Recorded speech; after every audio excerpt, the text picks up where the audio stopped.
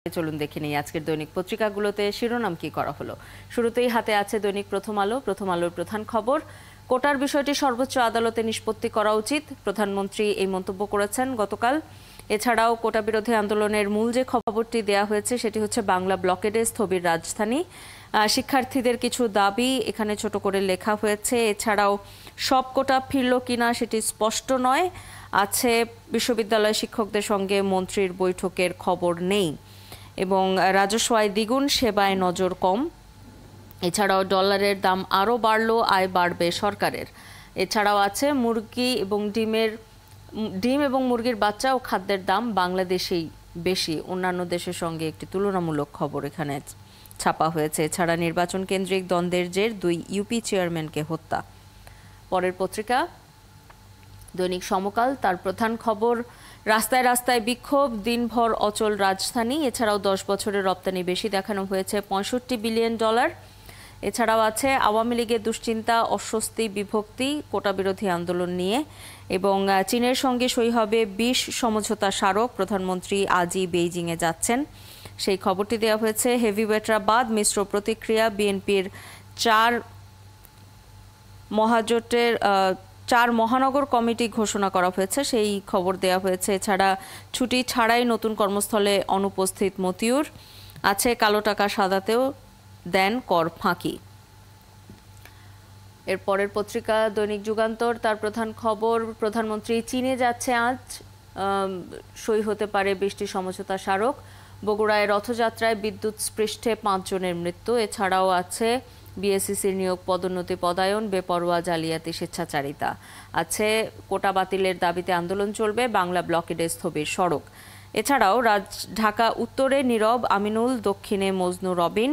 ঢাকা মহানগরে ফের আহ্বায়ক কমিটি বিএনপির এবং দুবাইতে গাড়ি বিস্ফোরণ, দোহার এবং নবাবগঞ্জের 5 জন নিহত, এমন একটি খবর দেওয়া হয়েছে।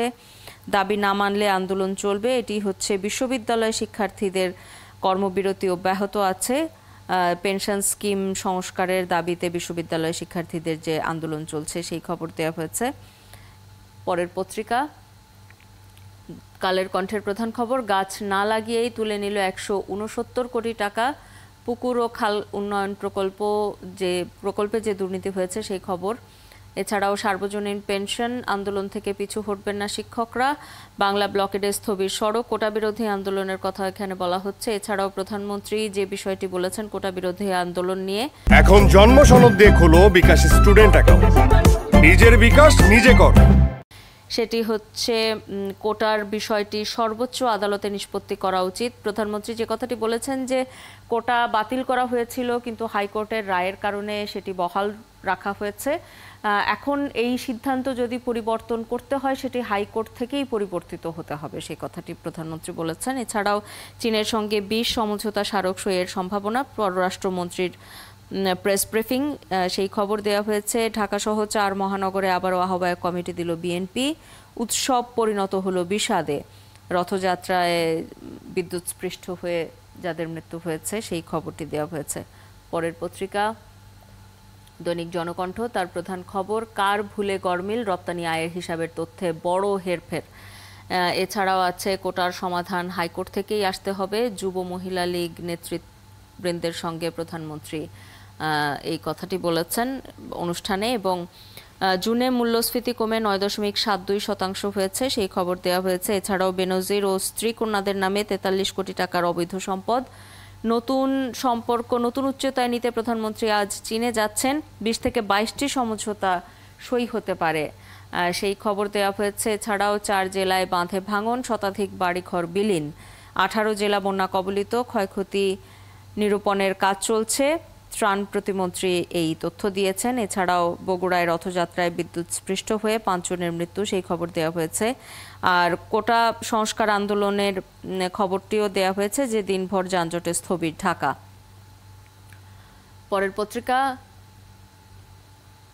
দৈনিক বণিক বার্তা, তাদের প্রধান খবর, সরকারকে 1 বছরে পরিশোধ করতে হবে 3,34,000 কোটি টাকার ঋণ। এছাড়াও বাংলা ব্লকেডে কার্যত অবরুদ্ধ হয়ে পড়ে রাজধানীর একাংশ। আদালত থেকেই সিদ্ধান্ত আসতে হবে, যেটি বলেছেন কোটা সংস্কার আন্দোলনের বিষয়ে প্রধানমন্ত্রী, সেই খবরটিও দেওয়া হয়েছে।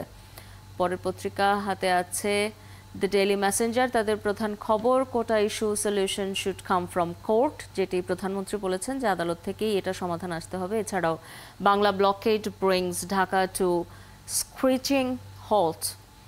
এছাড়াও আছে government closely monitoring pension quota movement, Obaidul Quader কথা বলেছেন। এছাড়াও education minister calls on protesters not to fall into trap. শিক্ষামন্ত্রী যেটি বলেছেন যে কারো ফাঁদে যেন শিক্ষার্থীরা পা না দেয় আহ্বান জানিয়েছেন, সেই খবরটিও দেওয়া হয়েছে। পরের পত্রিকা দ্য ফিনান্সিয়াল এক্সপ্রেস তাদের প্রধান খবর, large corporates pay 11.31% higher yet taxmen fail target in fiscal year 24. Revenue boards large taxpayer unit largely banked on profit-making banks.